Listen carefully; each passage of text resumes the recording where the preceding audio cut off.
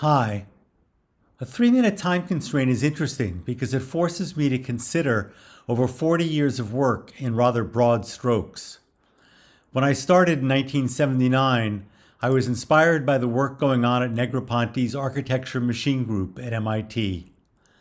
One of my favorite examples from there is Dave Backer's movie manual, which blew our collective minds as it expanded the notion of the page to include audio and video, as well as layers of information available at the click of a mouse. I can get back to the illustration, but in this case it's not a single frame, but it's actually a movie of someone coming into the frame and doing the repair that's described in the text. From that moment on, text was no longer just words, but any assortment of media which allowed the reader to control the pace and sequence of her experience. Many of us spent the next 15 years exploring these possibilities. Two examples from among thousands. One is adding live performance to the pages of a poetry book.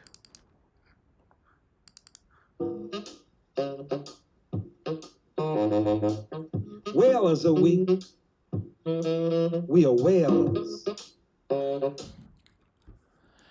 Or even enabling the author to explain her ideas as she walks around the page, as we see in this edition of Marvin Minsky's Society of Mind. Well, I think the problem with children learning mathematics in this culture is that we have a very strange attitude toward it. We don't have any mathematical words. If you look at any other subject in school, When the World Wide Web came along, it upended the multimedia work many of us were doing. The web at the time just didn't have the bandwidth to handle the high design, video-intensive stuff we were making with CD-ROMs. What the web did do, however, was enable people to collaborate in new ways, such that formerly solo activities like reading could be reinvented as powerful social experiences.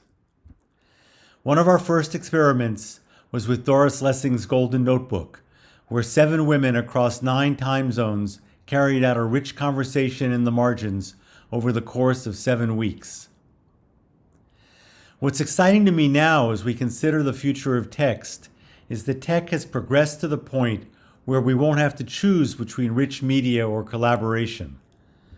The future of text is that works will be media-rich and highly social, both in their making and their consumption.